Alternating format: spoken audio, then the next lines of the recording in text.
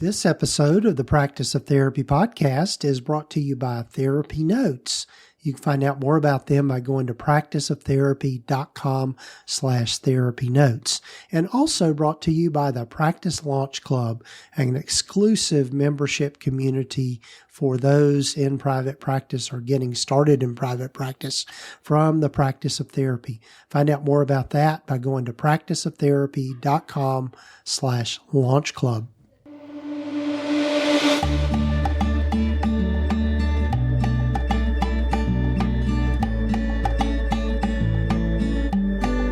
Hello, I'm Gordon Brewer, and welcome to the Practice of Therapy podcast, where we explore the business and clinical sides of running a private practice.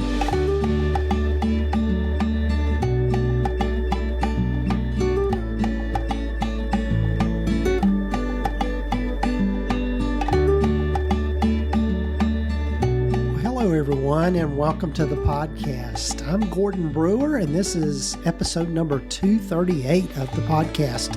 Glad you've joined us, and if this is your first time joining us, glad you've stumbled upon us or you've joined the podcast, and if you're coming back from work, glad you're with me on this journey, and glad you're listening to the podcast. And as I've always said, I hope you find the content helpful in your journey, and be sure and take time to follow us wherever you might be listening to your podcasts.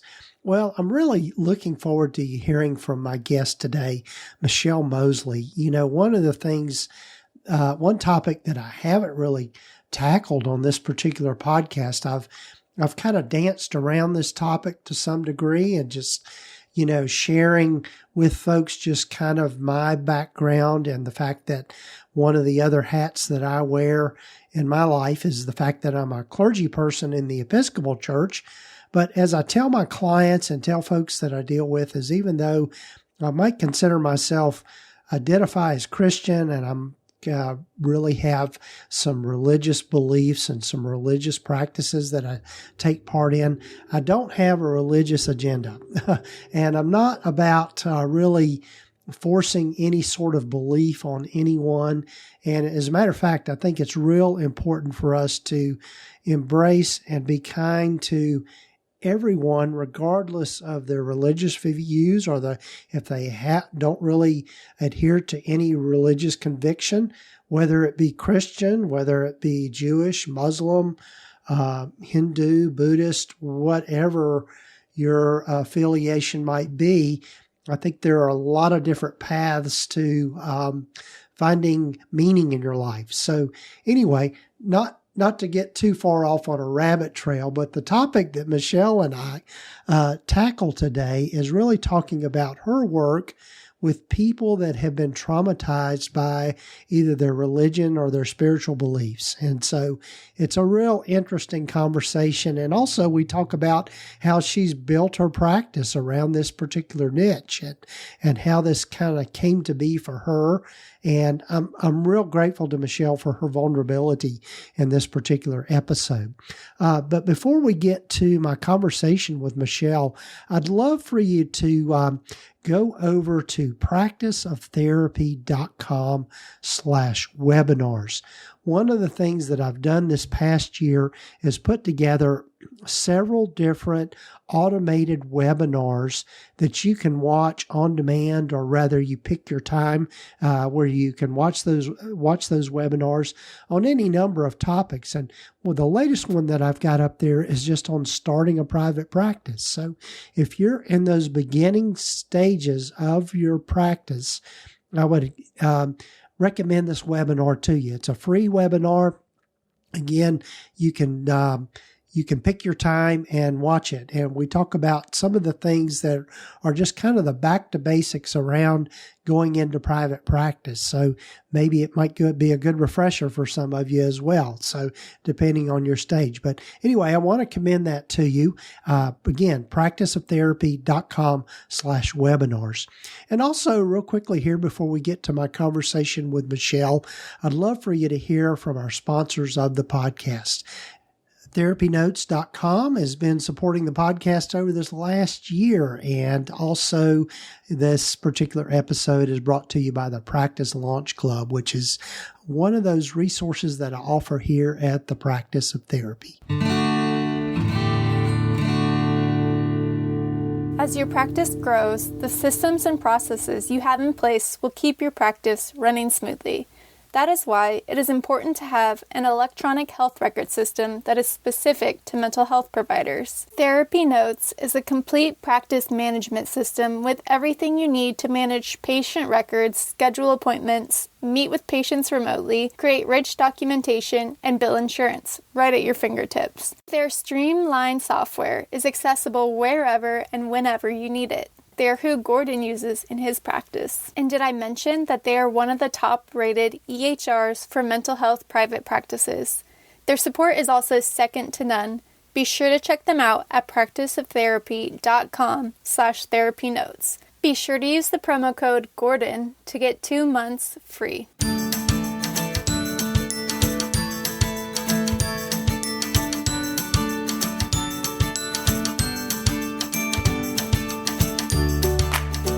Well, hello, everyone, and welcome again to the podcast. And I'm so happy for you to get to hear from Michelle Moseley. And Michelle, welcome.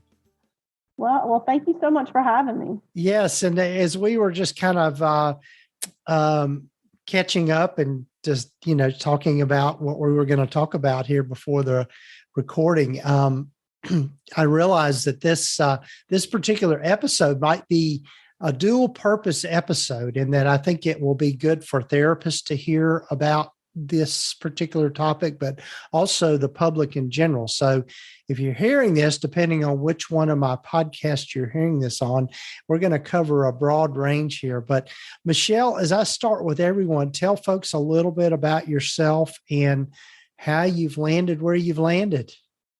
Well, yeah, thanks for giving me the opportunity to share a little bit. I practice telehealth in North Carolina. I'm in private practice, and working as a therapist is actually my second career. In my mid-30s, went back to grad school and worked in community mental health for a while. Then I transitioned to working in a group practice, and I realized that I really enjoy working with folks who have had complex trauma and how that is affecting their lives now, how that may be causing problems for them, whether that's with regulating emotions or their relationships, and particularly in the area of folks that have had religious trauma, or some type of adverse experience in a religious setting. So I've been in private practice for about 4 years now, and I actually went solo earlier this year. And so, like I said, I provide telehealth in North Carolina, and I'm just really excited to be here today and share some about that with you.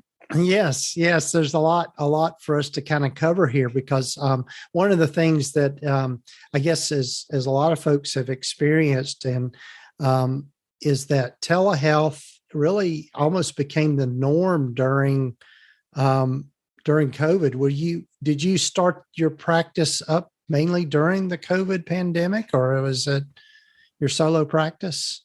I did start my solo practice. I had been working with a group practice. I had always done in-person therapy. And then, March of 2020, everything changed. And at first, I wasn't sure how I was going to feel about telehealth. I was used to being in the room with folks. And I've just found that there is a segment of the population that telehealth works really well for. It opens up who you can see, because a person who specializes in whatever you're struggling with may not be in your geographical location. Right. But if you can connect via telehealth, that might work better for you. You don't have to figure in a commute. So I've just found that I really enjoy it, which was a surprise to me going into it.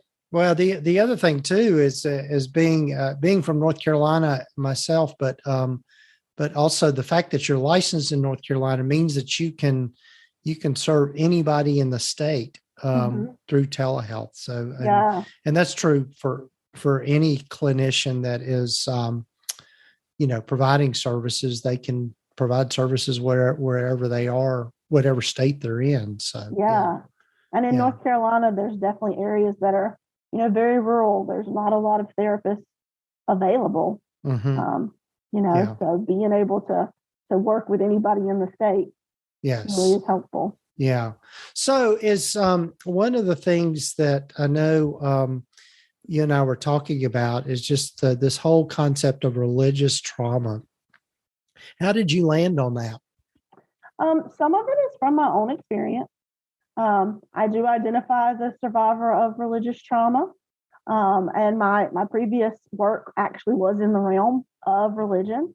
Mm-hmm. And so went through my own experience, my own healing experience, recognized that there are a lot of people who have had trauma experiences within religion, had spiritual abuse, had adverse experiences. Maybe they wouldn't label them as trauma, but and that it hadn't really been addressed, that it didn't fit neatly into the package of what folks often think of as trauma. I think that is changing.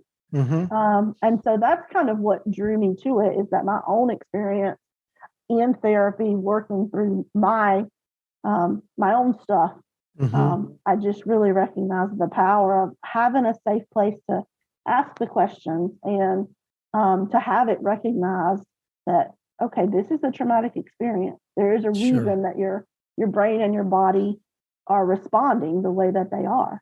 Right. So, for folks that might not be familiar with that, that term, religious trauma or spiritual abuse, those kinds of things, how do you define that? Well, I really look at trauma as how our nervous systems respond, that regardless of what type of trauma it is, it's not necessarily about the event. It's about how our nervous systems respond to the event. So I think that's one important thing to know. And with religious trauma, it's something that happens in a religious context that your nervous system is responding to. And so there's often lots of additional things tied up in it, because it may be your belief system, it may be your community, your family, your whole identity that is wrapped up in this experience and this reaction that your nervous system is having. And then with spiritual abuse, sometimes it's not in a structured religious setting, but it is around spiritual things that the abuse happens. It can be an attack on autonomy, lack of consent, and it happens with someone who is in spiritual authority. And I think it's important to realize that it could be intentional or not intentional. That, and then for some folks, that idea of adverse experiences fits better, that they don't necessarily feel like their experience was abuse. They wouldn't necessarily use the word trauma, but they know they've had some experiences within religion or spiritual settings that didn't fit well with them, that have affected them, that have caused them some issues. Sure. Not to put you too much on the spot, can you give some examples of that, of those things? Sure. Yeah. One big thing that some folks may be familiar with is the idea of purity culture. That's something that often in a lot of fundamentalist settings is really focused on. And for folks who may not be familiar with that term, there's a lot of focus on the idea of modesty and the concept of virginity and keeping yourself pure for a future spouse. And sometimes there can be a lot of rules around clothing, any natural desires that you might have, like particularly in adolescence, when your hormones are flowing and you're starting to notice other people sexually and have desires. Those can be kind of shunned in purity culture, that you're just supposed to shut them down. And for some folks, that experience is very traumatic, that they're left with this feeling of, okay, my body is having this desire or this reaction, and I'm being told that I'm bad or that I'm sinful because I'm having that reaction. So that's one place that a lot of folks find or would say they experience religious trauma. Right. Yeah.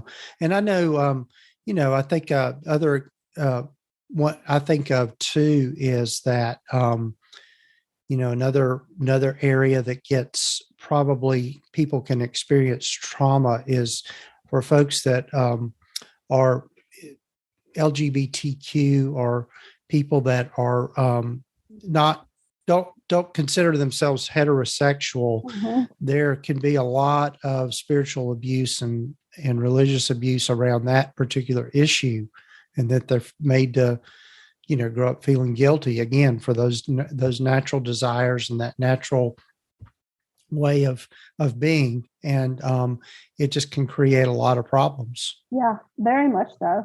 Mm-hmm. There's a lot of, you start recognizing, okay, maybe I am attracted to the same sex, or I have different feelings about my gender than what my belief system has told me is quote unquote appropriate. And, that can be very traumatic, because who do you talk to? Who are your trusted adults to go to? Right. As you're doing all that identity work of just developing as a person. Yeah. I think the other thing that comes to mind for me, Michelle, is that I think a lot of times, within religious cultures, some of them, there is a lot of fear around, belief and that kind of thing. So you want to speak to that a little bit? Sure. Yeah.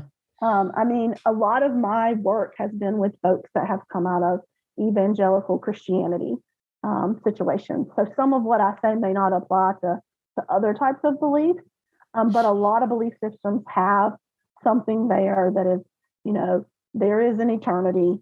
If you are not good enough, or you don't believe the right thing, or you don't follow this particular path, then eternity is going to be something like hell. That, and that can be described lots of different ways depending on the faith background. But you think about a young child being told from that young age, there's an expectation that you behave a certain way, or that you do certain things. And if you don't, after you die, you're going to burn forever, or you're going to be tormented forever. And I've definitely worked with folks that, as adults, there's still this strong fear of eternity, and what does that mean? And how do they deconstruct that? I know deconstruction is kind of a buzzword right now, but it really does apply to a lot of folks that are, even if they weren't very involved with the belief system, particularly growing up in the South, it can seep in. You've probably heard it, and so that can really sit there, and there's this fear of hell, there's this fear of disapproval of leaders or of God, not living up to that standard.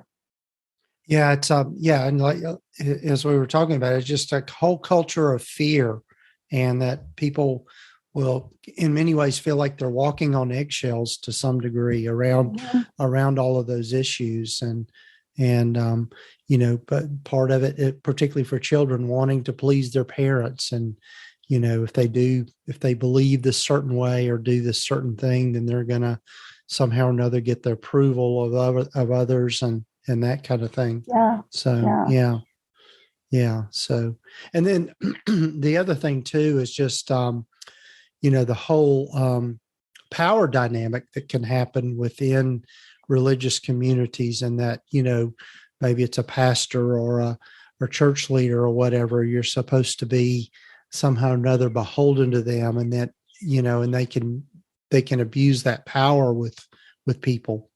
Yeah. There can often be settings where there is one person who is the leader of this church or this group, and there's not really other people that can speak into what's happening, or that the leader kind of runs ideas by, that they are unilaterally making decisions, and I think that can be dangerous in any setting. Right. Yeah, totally agree. Yeah. And even as you were speaking about fear, one thing I thought about was the fear that can come up with gender roles and interaction between the genders. Mm-hmm. And I'm going to speak in binary terms because a lot of religions do speak in the binary terms of male and female. And there can be a lot of fear about what interaction with one another means. Mm-hmm. You know, and a lot of, I think, almost fear of women, that in a lot of places women are not allowed to speak. They're not allowed to be the leader. They are kind of relegated to these side roles, maybe working with children, Mm-hmm. or things that don't have as much voice or respect in the setting. Mm-hmm. And there can also be this thought process of, some people may be familiar with what's often called the Billy Graham rule. Mm-hmm. Of he apparently had this rule that he would never spend time alone with another woman or like have a conversation with a woman other than his wife. Mm-hmm. And I've known men who were in leadership in ministries and they would not interact or converse with the women in Mm-hmm. their, in their congregation, Right. which is very divisive. You miss out on a Mm-hmm. whole lot of input and talent Yes. and the Yes. fullness of humanity. Yes. Yes. And in my experience in in church upbringing, I was sharing with Michelle that my dad was a pastor of a fairly large Baptist church when I was growing up, and and even now in my involvement in the Episcopal Church, I say this kind of tongue in cheek, but actually the women run the church. I mean, it's just, I mean, it's really they're in most church settings are, behind the scenes, they're the ones that make everything happen. Mm-hmm. Yeah, that's absolutely true. Yeah. Yeah. So I think that fear, that's another way that fear plays in of, okay, I can't accept your full humanity. Right. What does that mean? Right. Right. So in your clinical work, Michelle, what's kind of the approach that you like to use in working with people around these issues? Yeah, for me, it is really centered on the particular client that I'm working with.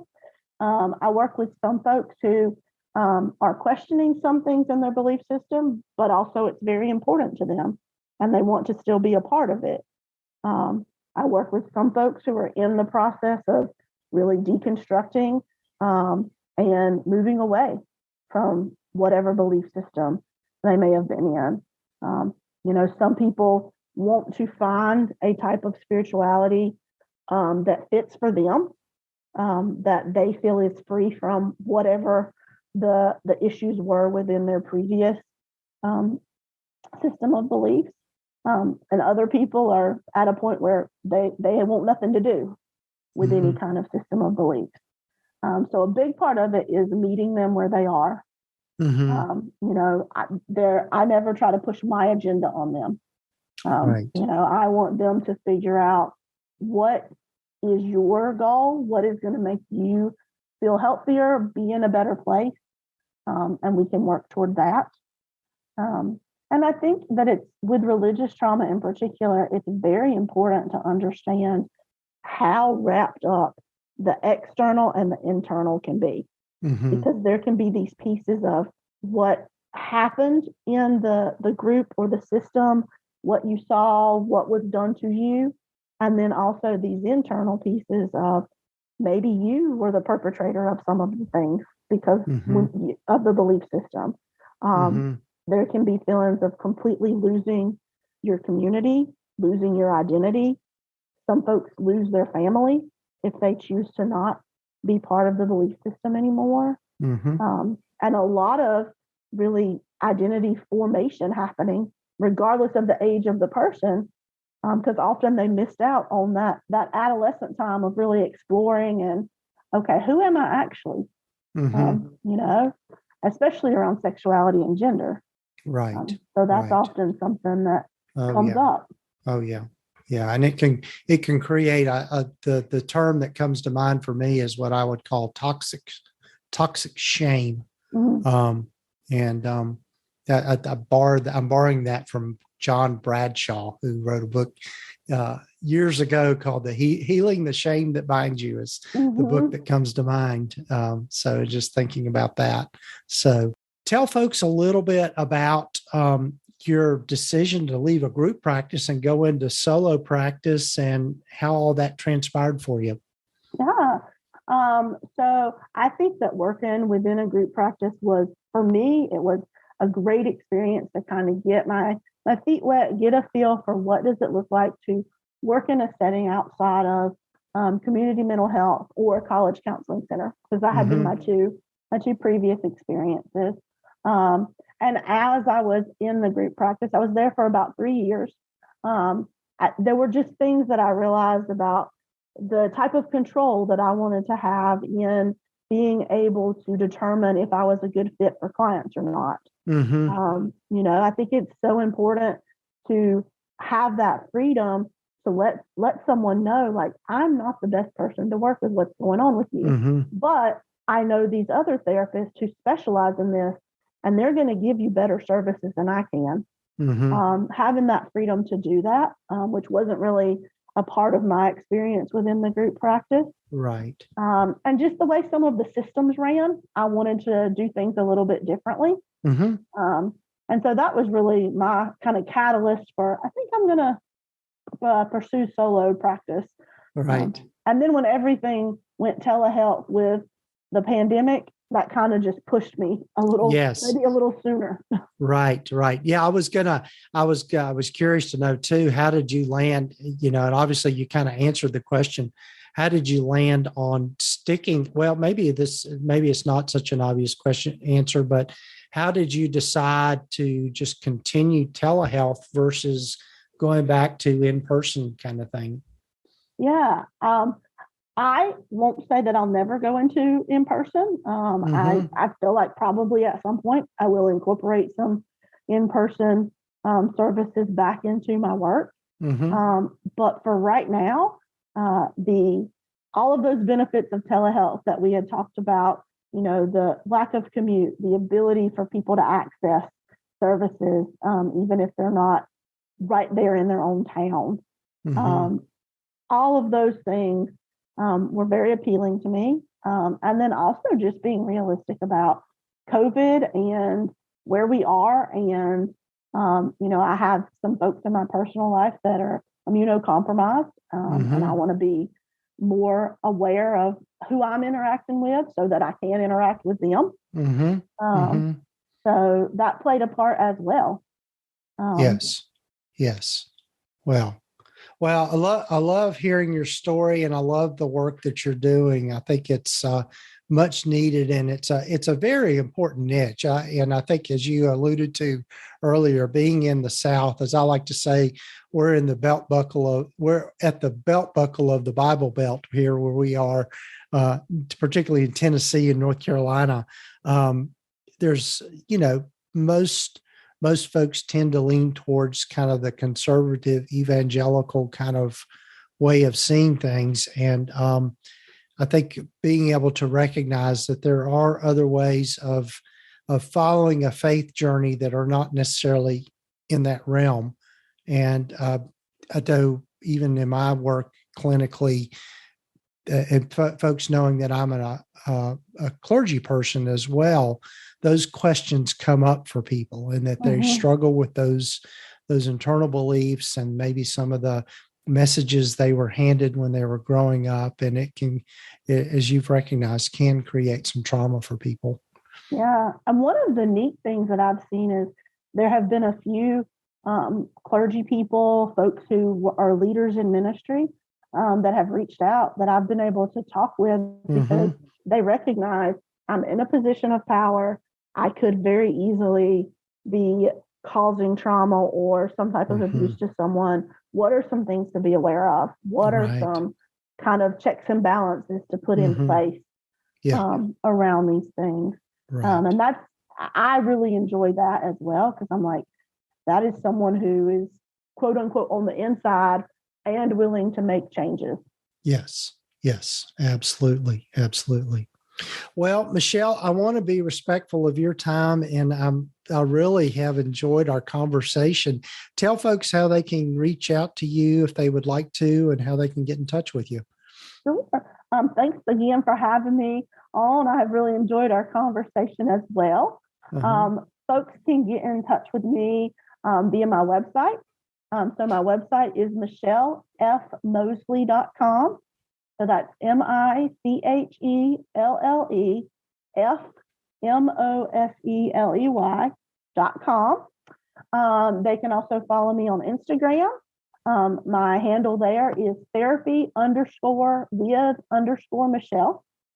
And those are some ways to get in touch with me.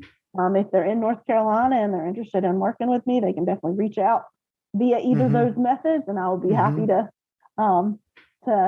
connect with them. Well, Michelle, I really enjoyed, as I said, really enjoyed our conversation, because I think this is a really important topic for a lot of folks. So thanks again for joining me, and hopefully we'll do this again here soon.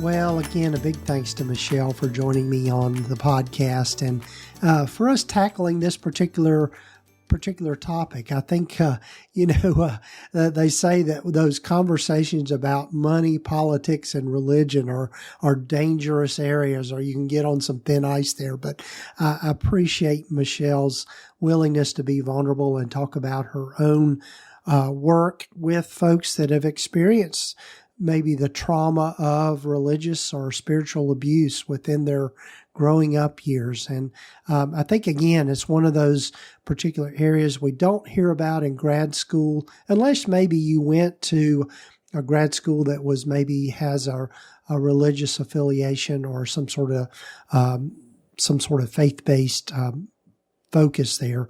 And one of the things I will mention to you here, and you've heard from my good friend Whitney Owens back in the month of June when she did the podcast takeover. Whitney is a really good resource if you do have a faith-based practice, or really, just wanting to discuss, what it means to have an element of faith in your practice, regardless of what that faith might be. That she is a good person to talk to. And also, again, Michelle, and I would commend her resources to you. Again, you can find links in the show notes for all of that. But thanks again to Michelle for joining me on this particular episode. Also, before we go, I'd love for you to be sure and check out our sponsors, TherapyNotes, and you can find out more about them by going to practiceoftherapy.com/therapynotes, and also the Practice Launch Club, and find out more about that by going to practiceoftherapy.com/launch club. Again, as I mentioned earlier in the podcast, I started to say the webinar, but I'm talking about a webinar. I've got several free webinars I'd love for you to check out, and you can find out more about them by going to practiceoftherapy.com/webinars. And there's one in particular that's up there now that was just put up a week or two ago, and that is a webinar on starting a private practice. So if you're in those beginning stages of private practice, be sure and check out that free webinar, and you get to pick the time you watch it. So be sure and check it out, practiceoftherapy.com/webinars. And again, folks, thanks for joining me on the podcast. Be sure to follow us wherever you might be listening to it, and looking forward to being with you here in these future episodes. Got a lot of great guests lined up, so got a lot of great stuff coming down the pike. Take care, folks. You have been listening to the Practice of Therapy podcast with Gordon Brewer, part of the PsychCraft network of podcasts. Please visit us at practiceoftherapy.com for more information, resources, and tools to help you in starting, building, and growing your private practice. And if you haven't done so already, please sign up to receive the free Private Practice Startup Guide at practiceoftherapy.com. The information in this podcast is intended to be accurate and authoritative concerning the subject matter covered. It is given with the understanding that neither the hosts, guests, or producers are rendering legal, accounting, or clinical advice. If you need a professional, you should find the right person for that.